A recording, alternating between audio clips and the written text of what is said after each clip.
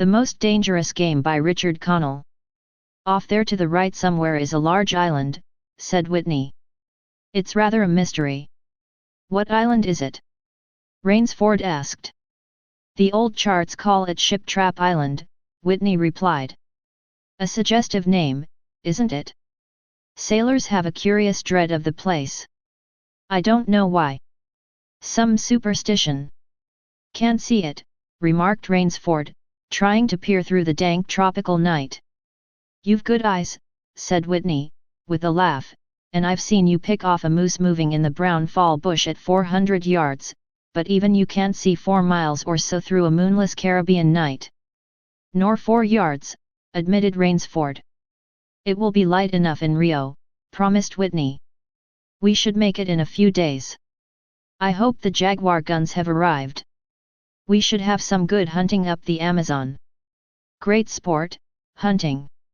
The best sport in the world, agreed Rainsford. For the hunter, amended Whitney.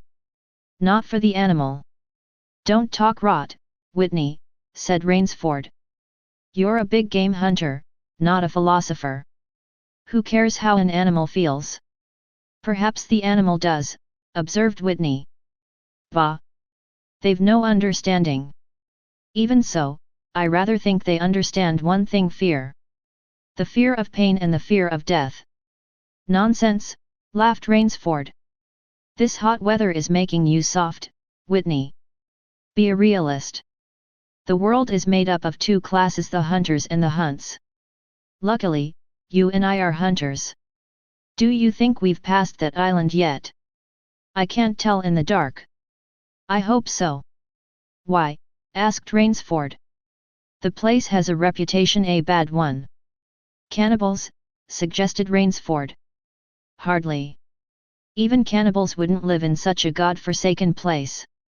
But it's gotten into sailor lore, somehow. Didn't you notice that the crew's nerves seemed a bit jumpy today? They were a bit strange, now you mention it.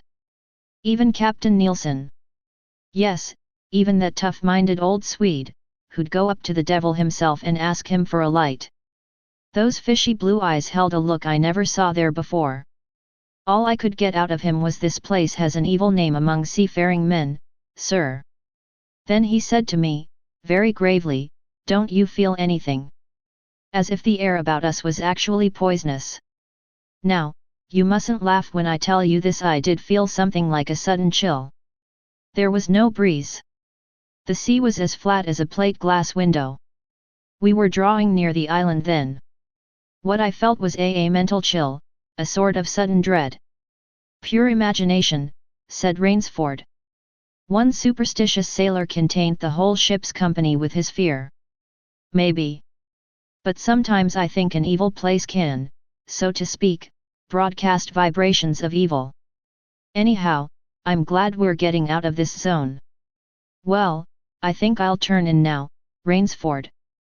I'm not sleepy, said Rainsford. I'm going to smoke another pipe up on the afterdeck. Good night, then, Rainsford.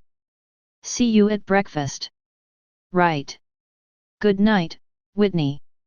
There was no sound in the night as Rainsford sat there but the muffled throb of the engine that drove the yacht swiftly through the darkness, and the swish and ripple of the wash of the propeller. Rainsford, reclining in a steamer chair, indolently puffed on his favorite pipe. From across the water he heard a strange sound. Somewhere off in the darkness someone had fired a gun 3 times. He went to the rail and leaned over. At the same moment the boat turned. Rainsford lost his balance and fell into the water. The ship was speeding out of sight. Nobody knew what had happened to Rainsford.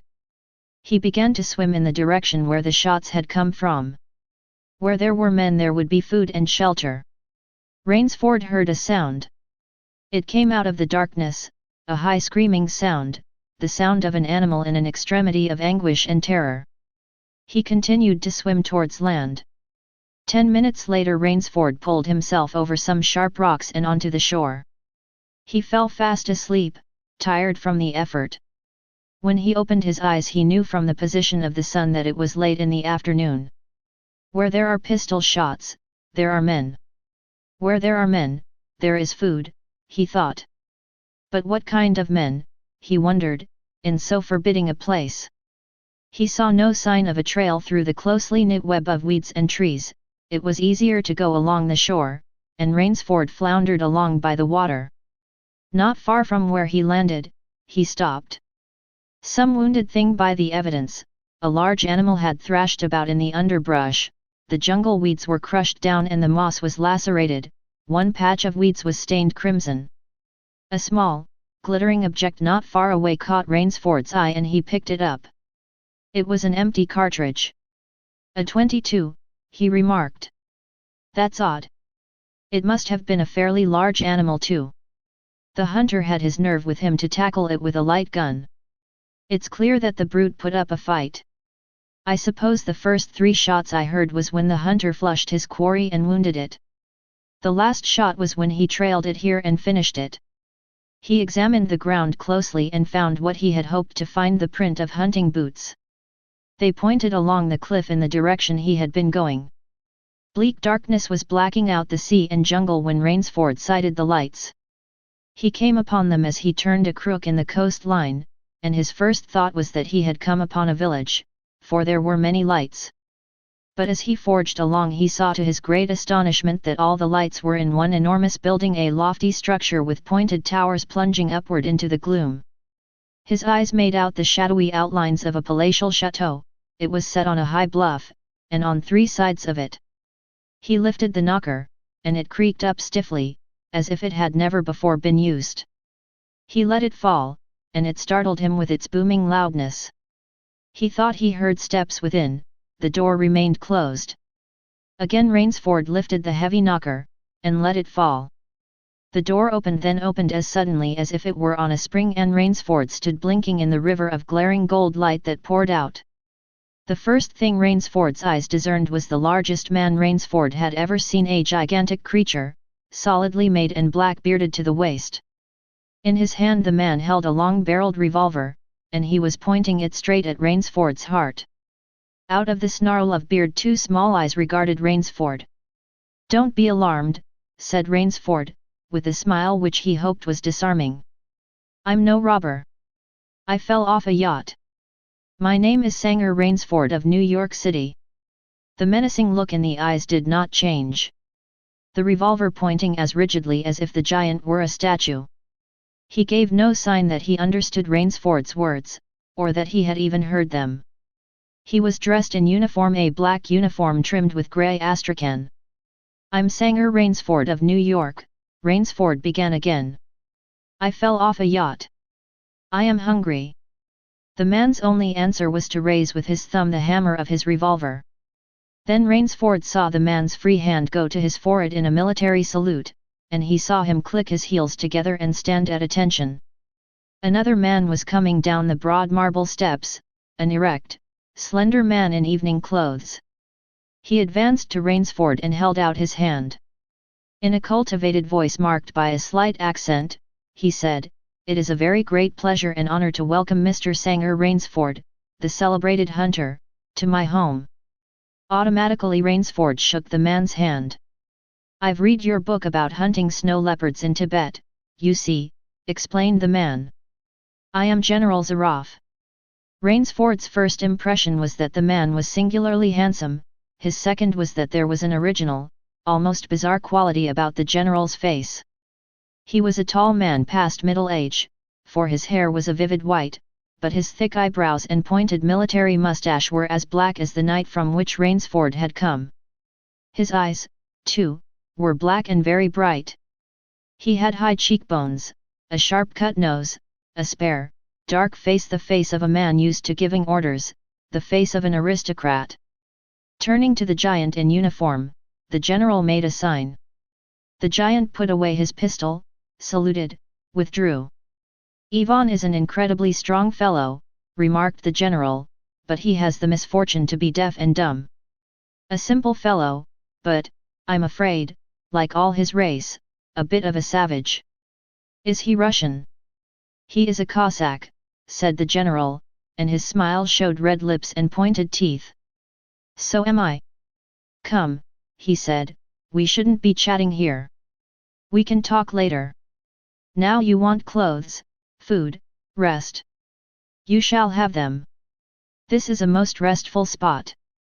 Ivan had reappeared, and the general spoke to him with lips that moved but gave forth no sound. Follow Ivan, if you please, Mr. Rainsford, said the general. I was about to have my dinner when you came. I'll wait for you. You'll find that my clothes will fit you, I think.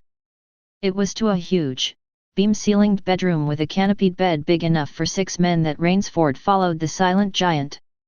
Ivan laid out an evening suit, and Rainsford, as he put it on, noticed that it came from a London tailor who ordinarily cut and sewed for none below the rank of duke. The dining room to which Ivan conducted him was in many ways remarkable. About the hall were mounted heads of many animals: lions, tigers, elephants, moose, bears, larger or more perfect specimens Rainsford had never seen. At the great table the general was sitting, alone. You'll have a cocktail, Mr. Rainsford, he suggested. The cocktail was surpassingly good, and, Rainsford noted, the table appointments were of the finest: the linen, the crystal, the silver, the china. They were eating borscht, the rich, red soup with whipped cream so dear to Russian palates.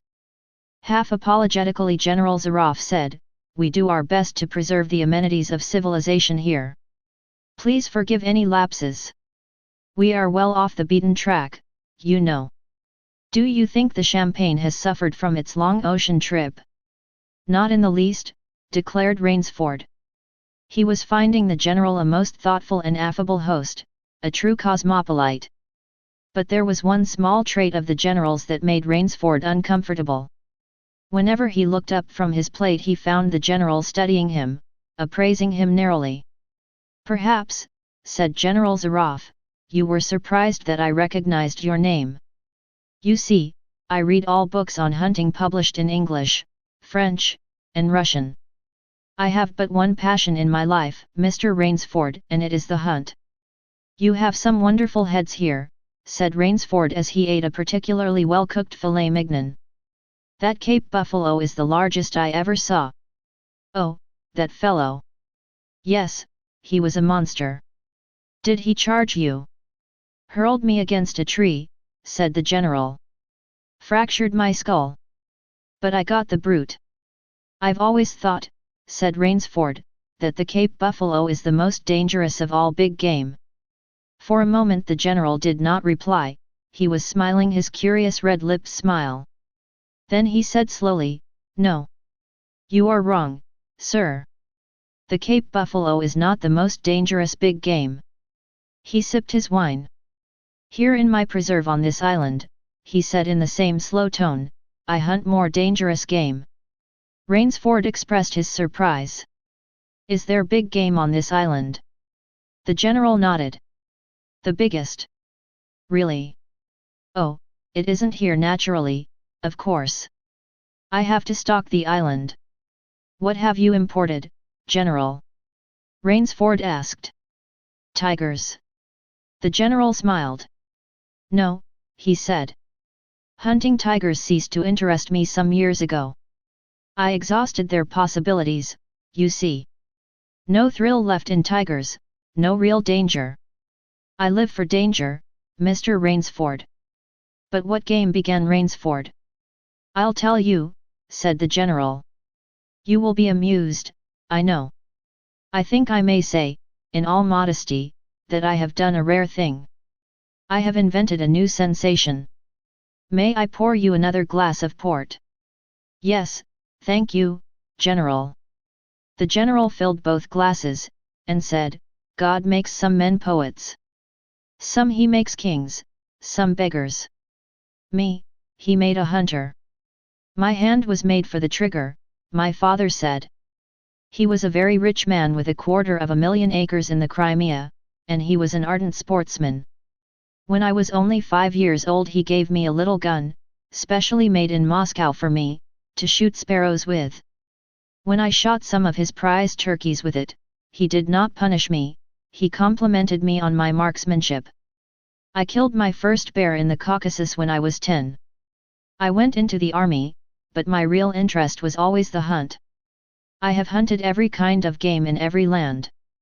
It would be impossible for me to tell you how many animals I have killed. The general puffed at his cigarette. Naturally, I continued to hunt grizzliest in your Rockies, crocodiles in the Ganges, rhinoceroses in East Africa. It was in Africa that the Cape buffalo hit me and laid me up for 6 months. As soon as I recovered, I started for the Amazon to hunt jaguars, for I had heard they were unusually cunning. They weren't. The Cossacks sighed. They were no match at all for a hunter with his wits about him, and a high-powered rifle. I was bitterly disappointed. I was lying in my tent with a splitting headache one night when I began to think that hunting was beginning to bore me. And hunting, remember, had been my life. So, continued the general, I asked myself why the hunt no longer fascinated me. You are much younger than I am, Mr. Rainsford, and have not hunted as much, but you perhaps can guess the answer. What was it? Simply this: hunting had ceased to be what you call a sporting proposition. It had become too easy. I always got my quarry. Always. There is no greater bore than perfection. The general lit a fresh cigarette. No animal had a chance with me anymore. That is no boast, it is a mathematical certainty. The animal had nothing but his legs and his instinct. Instinct is no match for reason. When I thought of this, it was a tragic moment for me, I can tell you. Rainsford leaned across the table, absorbed in what his host was saying. It came to me as an inspiration what I must do, the general went on. And that was. The general smiled. I had to invent a new animal to hunt. A new animal? You're joking. Not at all, said the general. I never joke about hunting. I needed a new animal. I found one. So I bought this island, built this house, and here I do my hunting. The island is perfect for my purposes. There are jungles with a maze of traits in them, hills, swamps. But the animal, General Zaroff. Oh, said the general, it supplies me with the most exciting hunting in the world. No other hunting compares with it for an instant. Every day I hunt, and I never grow bored now, for I have a quarry with which I can match my wits. Rainsford's bewilderment showed in his face. I wanted the ideal animal to hunt, explained the general. So I said, what are the attributes of an ideal quarry? And the answer was, of course, it must have courage, cunning, and, above all, it must be able to reason. But no animal can reason, objected Rainsford. My dear fellow, said the general, there is one that can. But you can't mean, gasped Rainsford. And why not? I can't believe you are serious, General Zaroff. This is a grisly joke. Why should I not be serious? I am speaking of hunting. Hunting? Great guns, General Zaroff, what you speak of is murder. Laughter shook the general. How extraordinarily droll you are, he said. One does not expect nowadays to find a young man of the educated class, even in America, with such a naive, and, if I may say so, mid-Victorian point of view. Ah, well, doubtless you had Puritan ancestors. So many Americans appear to have had. I'll wager you'll forget your notions when you go hunting with me. You've a genuine new thrill in store for you, Mr. Rainsford. Thank you, I'm a hunter, not a murderer.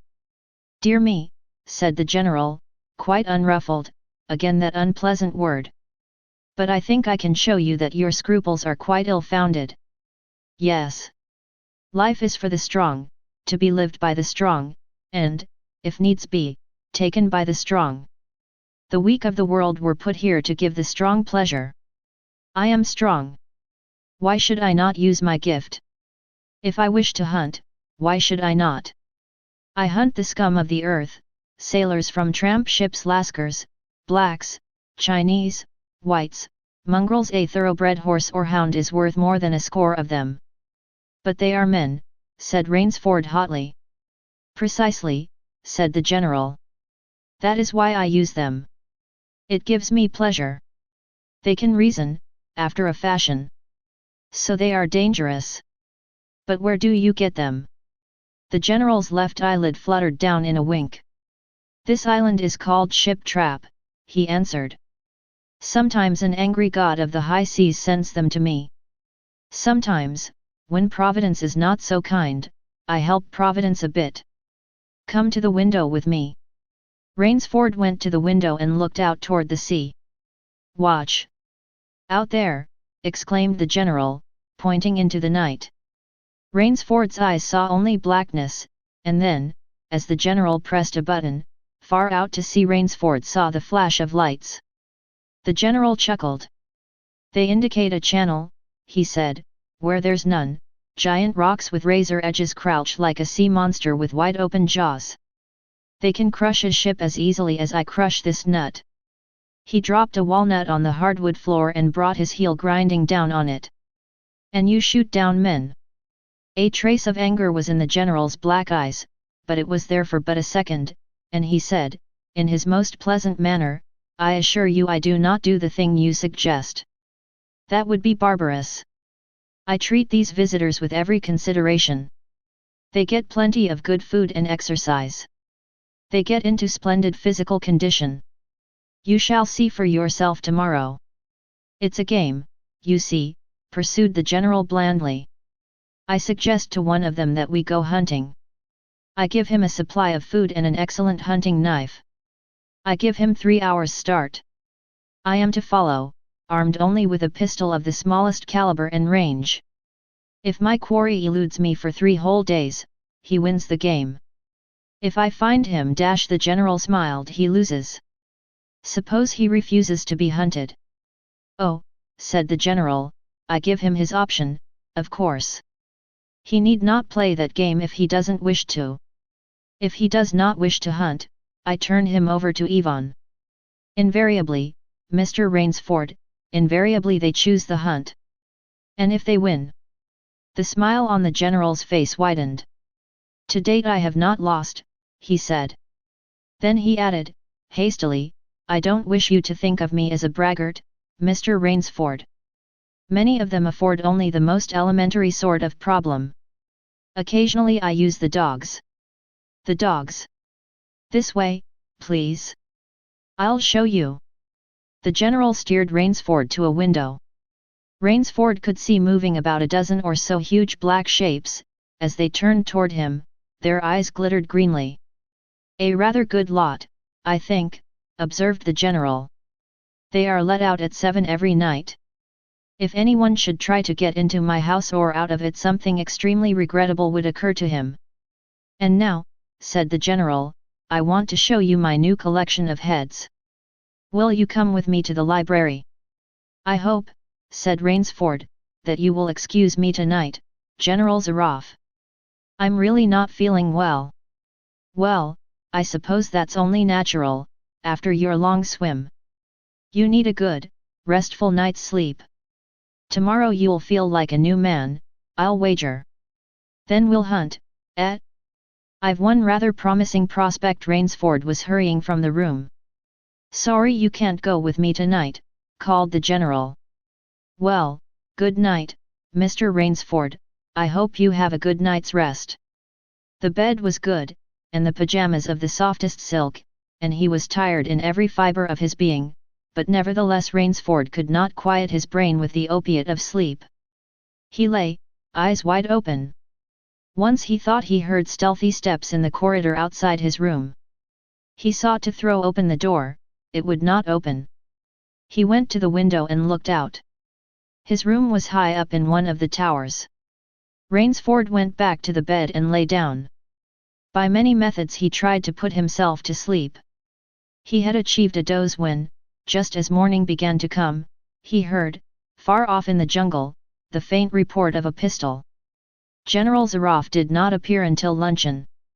General, said Rainsford firmly, I wish to leave this island at once. The general raised his thickets of eyebrows, he seemed hurt. But, my dear fellow, the general protested, you've only just come. You've had no hunting. I wish to go today, said Rainsford. He saw the dead black eyes of the general on him, studying him. General Zarof's face suddenly brightened. "Tonight," said the general, "we will hunt you and I." Rainsford shook his head. "No, General," he said. "I will not hunt." The general shrugged his shoulders. "As you wish, my friend," he said. "The choice rests entirely with you. But may I not venture to suggest that you will find my idea of sport more diverting than Ivan's?" He nodded toward the corner to where the giant stood, scowling, his thick arms crossed on his hogshead of chest. "You don't mean?" cried Rainsford. "My dear fellow," said the general, "have I not told you I always mean what I say about hunting? This is really an inspiration. I drink to a foe worthy of my skill at last." The general raised a glass, but Rainsford sat staring at him. "You'll find this game worth playing," the general said enthusiastically. "Your brain against mine. Your skill against mine. Your strength and stamina against mine. Outdoor chess. And the stake is not without value, et. And if I win," began Rainsford huskily. "I'll cheerfully acknowledge myself defeated if I do not find you by midnight of the third day," said General Zaroff. "My boat will place you on the mainland near a town." The general read what Rainsford was thinking. "Oh, you can trust me," said the Cossack. "I will give you my word as a gentleman and a sportsman. Of course you, in turn, must agree to say nothing of your visit here." "I'll agree to nothing of the kind," said Rainsford. "Oh," said the general, "in that case, but why discuss that now? 3 days hence we can discuss it over a bottle of Veuve Clicquot, unless—" The general sipped his wine. Then a businesslike air animated him. "Ivan," he said to Rainsford, "will supply you with hunting clothes, food, a knife. I suggest you wear moccasins, they leave a poorer trail. I suggest, too, that you avoid the big swamp in the southeast corner of the island. We call it Death Swamp. There's quicksand there. Well, I must beg you to excuse me now. I always take a siesta after lunch. You'll hardly have time for a nap, I fear. You'll want to start, no doubt. I shall not follow till dusk. Hunting at night is so much more exciting than by day, don't you think? Au revoir, Mr. Rainsford, au revoir." General Zaroff, with a deep, courtly bow, strolled from the room. From another door came Ivan. Under one arm he carried khaki hunting clothes, a haversack of food, a leather sheath containing a long-bladed hunting knife. His right hand rested on a cocked revolver thrust in the crimson sash about his waist. Rainsford had fought his way through the bush for 2 hours. "I must keep my nerve. I must keep my nerve," he said through tight teeth. His whole idea at first was to put distance between himself and General Zaroff, and, to this end, he had plunged along, spurred on by panic. Now he had got a grip on himself, had stopped, and was taking stock of himself and the situation. He saw that straight flight was futile, inevitably it would bring him face to face with the sea. "I'll give him a trail to follow," muttered Rainsford. He executed a series of intricate loops, he doubled on his trail again and again, recalling all the lore of the fox hunt, and all the dodges of the fox. Night found him leg-weary, with hands and face lashed by the branches, on a thickly wooded ridge. He knew it would be insane to blunder on through the dark, even if he had the strength. His need for rest was imperative. A big tree with a thick trunk and outspread branches was nearby, and, taking care to leave not the slightest mark, he climbed up into it and stretched out on one of the broad limbs to rest. Even so zealous a hunter as General Zaroff could not trace him there, he told himself. Only the devil himself could follow that complicated trail through the jungle after dark. But perhaps the general was a devil. Toward morning, when a dingy grey was varnishing the sky, the cry of some startled bird focused Rainsford's attention in that direction. Something was coming through the bush, coming slowly, carefully, coming by the same winding way Rainsford had come. He flattened himself down on the limb and, through a screen of leaves almost as thick as tapestry, he watched. That which was approaching was a man. It was General Zaroff.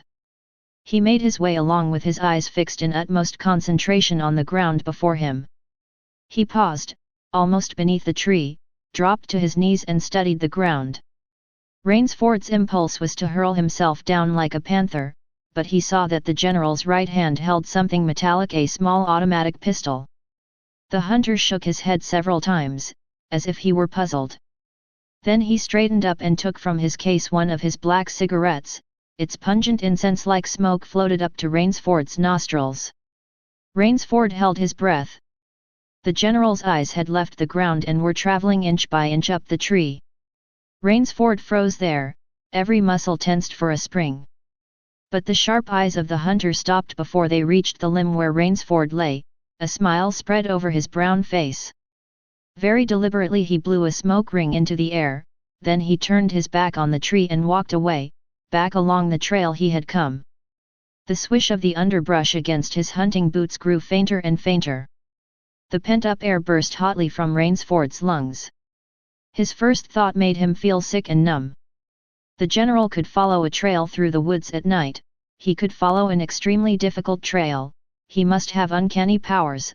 Only by the merest chance had the Cossack failed to see his quarry. Rainsford's second thought was even more terrible. It sent a shudder of cold horror through his whole being. Why had the general smiled? Why had he turned back? Rainsford did not want to believe what his reason told him was true, but the truth was as evident as the sun that had by now pushed through the morning mists. The general was playing with him. The general was saving him for another day's sport. The Cossack was the cat, he was the mouse. Then it was that Rainsford knew the full meaning of terror. I will not lose my nerve. I will not. He slid down from the tree, and struck off again into the woods. 300 yards from his hiding place he stopped where a huge dead tree leaned precariously on a smaller, living one. Rainsford took his knife from its sheath and began to work with all his energy. The job was finished at last, and he threw himself down behind a fallen log 100 feet away. He did not have to wait long. The cat was coming again to play with the mouse. Following the trail with the sureness of a bloodhound came General Zaroff. His gun gleamed in the sunlight. Nothing escaped those searching black eyes, no crushed blade of grass, no bent twig, no mark, no matter how faint, in the moss. His foot touched the trigger of the trap that Rainsford had set. Even as he touched it, the general sensed the danger and leaped back with agility. But he was not quite quick enough. The dead tree, delicately adjusted to rest on the cut living one, crashed down and struck the general a glancing blow on the shoulder as it fell. He staggered, but he did not fall, nor did he drop his revolver. He stood there, rubbing his sore shoulder, and Rainsford, with fear again gripping his heart, heard the general's mocking laugh ring through the jungle. "Rainsford," called the general, "if you are within sound of my voice, as I suppose you are, let me congratulate you. Not many men know how to make a Malay man catcher. Luckily for me I, too, have hunted in Malacca. You are proving interesting, Mr. Rainsford. I am going now to have my wound dressed, it's only a slight one. But I shall be back. I shall be back." When the general had gone, Rainsford ran away like a madman. It was getting dark again. The ground became soft. He was in a part of the island that was jungle. He took a step forward.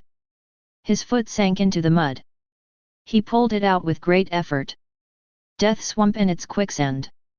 The softness of the earth had given him an idea. He stepped back from the quicksand a dozen feet or so and, like some huge prehistoric beaver, he began to dig. The pit grew deeper. When it was above his shoulders, he climbed out and cut some stakes from hard saplings and sharpened them to a fine point. These stakes he planted in the bottom of the pit with the points sticking up. With flying fingers he wove a rough carpet of weeds and branches and with it he covered the mouth of the pit. Then, wet with sweat and aching with tiredness, he crouched behind the stump of a lightning-charred tree. He knew his pursuer was coming. He heard a new sound, barking and sniffing. General Zaroff was using a dog to find him. Rainsford, crouching there, could not see the general, nor could he see the pit. He heard the sound of crashing and the sharp scream of pain as the pointed stakes found their mark. As he was about to leave his hiding spot, he heard a voice.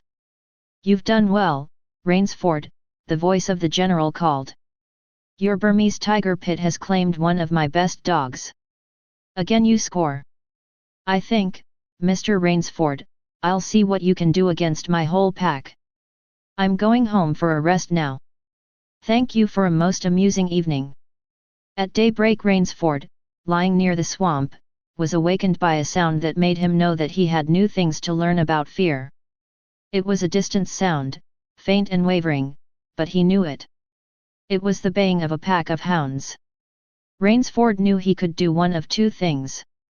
He could stay where he was and wait. That was suicide. He could flee. That was postponing the inevitable. For a moment he stood there, thinking. An idea that held a wild chance came to him, and, tightening his belt, he headed away from the swamp. The baying of the hounds drew nearer, then still nearer, nearer, ever nearer. On a ridge Rainsford climbed a tree. Down a watercourse, not a quarter of a mile away, he could see the bush moving. Straining his eyes, he saw the lean figure of General Zaroff. Just ahead of him Rainsford made out another figure whose wide shoulders surged through the tall jungle weeds. It was the giant Ivan, and he seemed pulled forward by some unseen force. Rainsford knew that Ivan must be holding the pack in leash. They would be on him any minute now. His mind worked frantically. He thought of a native trick he had learned in Uganda. He slid down the tree. He caught hold of a springy young sapling and to it he fastened his hunting knife, with the blade pointing down the trail. With a bit of wild grapevine he tied back the sapling. Then he ran for his life. The hounds raised their voices as they hit the fresh scent. Rainsford knew now how an animal at bay feels. He had to stop to get his breath. The baying of the hounds stopped abruptly, and Rainsford's heart stopped too. They must have reached the knife. He climbed up a tree and looked back. His pursuers had stopped. But the hope that was in Rainsford's brain when he climbed died, for he saw in the shallow valley that General Zaroff was still on his feet. But Ivan was not. The knife, driven by the recoil of the springing tree, had not wholly failed. Rainsford was desperate. He was out of new ideas. Late that afternoon, as he was running along the cliff above the sea, he heard the barking of the hounds. He waited until he could see them. 40 feet below he could also see the ocean waves crashing against the sharp rocks. There was only one chance. Anything was better than facing the general's dogs. He turned and leaped far out into the water. When the general reached the cliff he was disappointed. Rainsford had chosen the coward's way out. For a few minutes he watched the wild water. No one could live through that. He shrugged his shoulders. Then he sat down, took a drink of brandy from a silver flask, lit a cigarette, and hummed a bit from Madame Butterfly. Cheated out of his prize, he walked back to the house. General Zaroff had an exceedingly good dinner in his great paneled dining hall that evening. It was a shame that the famous American hunter had not played fair. But there would be other guests and other hunts. Better luck next time. At 10 he went up to his bedroom. He switched on the light. A man, who had been hiding in the curtains of the bed, was standing there. "Rainsford," screamed the general. "How in God's name did you get here?" "Swam," said Rainsford. "I found it quicker than walking through the jungle." The general sucked in his breath and smiled. "I congratulate you," he said. "You have won the game. Do you think I believe that you will really let me escape? Do you think I won't tell the police about this island and your terrible hunting?" Rainsford did not smile. "I am still a beast at bay," he said, in a low, hoarse voice. "Get ready, General Zaroff." The general made one of his deepest bows. "I see," he said. "Splendid. One of us is to furnish a repast for the hounds. The other will sleep in this very excellent bed. On guard, Rainsford." He had never slept in a better bed, Rainsford decided. The end. Here's a summary of the story. The story begins with a man named Rainsford, a skilled big game hunter from New York, who is traveling to the Amazon with a friend to hunt jaguars. However, their ship passes dangerously close to a mysterious and fog-shrouded island known as Ship Trap Island, notorious for shipwrecks. One night, Rainsford accidentally falls overboard while leaning on the ship's rail and is left to fend for himself in the dark waters. He manages to swim to the island and soon realizes that it is inhabited by a sinister and enigmatic character named General Zaroff. Zaroff, a wealthy and cultured aristocrat, reveals that he has grown bored with hunting animals and has taken up a more dangerous and exhilarating pursuit, hunting the most dangerous game of all, humans. He invites Rainsford to participate in a life-and-death hunt, giving him a head start and a knife and then pursuing him throughout the island's dense jungle. Rainsford, a skilled hunter himself, becomes the prey in Zaroff's sadistic game of pursuit. The story follows Rainsford's efforts to outsmart and evade Zaroff while navigating the treacherous terrain of the island. It becomes a deadly game of wits and survival. As the hunt intensifies, Rainsford employs various survival tactics and traps to counter Zaroff's pursuit. The story builds to a suspenseful climax as Rainsford and Zaroff engage in a final showdown, testing their skills and instincts to the limit.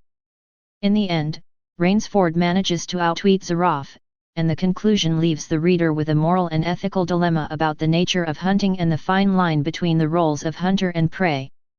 The Most Dangerous Game explores themes of survival, the ethics of hunting, the thrill of the chase, and the transformation of a hunter into the hunted.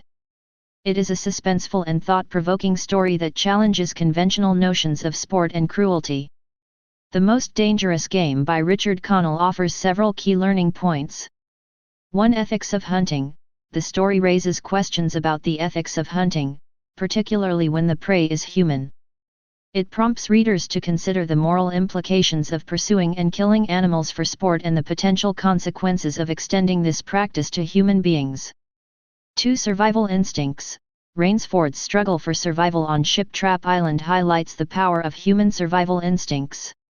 It showcases the resourcefulness, adaptability, and determination that can emerge in life-threatening situations.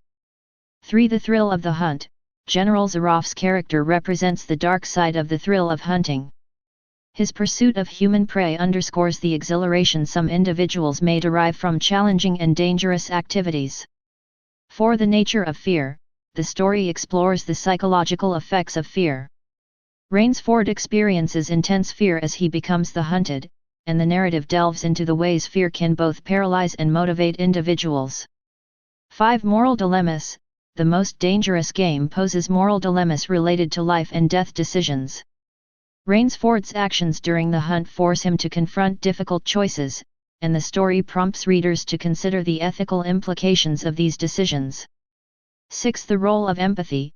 Empathy emerges as a significant theme. Rainsford's empathy for the animals he has hunted in the past contrasts with Zaroff's lack of empathy for his human prey.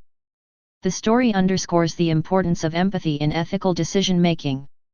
7. Psychological warfare. The story showcases psychological warfare as a form of conflict.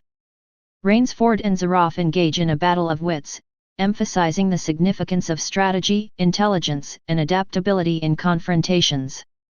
8. Human versus nature. The hostile environment of Ship Trap Island represents the harshness of nature. Rainsford's struggle to survive in the untamed jungle underscores the challenges of the natural world and the human capacity to conquer or be humbled by it. 9. The fine line between roles. The Most Dangerous Game blurs the line between the roles of hunter and prey. Rainsford's transformation from hunter to hunted highlights the fluidity of these roles and the potential for individuals to find themselves on either side. 10. Narrative irony. The story uses narrative irony as Rainsford, initially a big game hunter, becomes the hunted. This reversal challenges readers' expectations and explores the unexpected twists that life can take. Overall, The Most Dangerous Game is a gripping and thought-provoking story that raises important questions about ethics, survival, fear, and the complex interplay between humans and the natural world. It challenges readers to examine their beliefs and values in the context of extreme circumstances. Thank you for listening.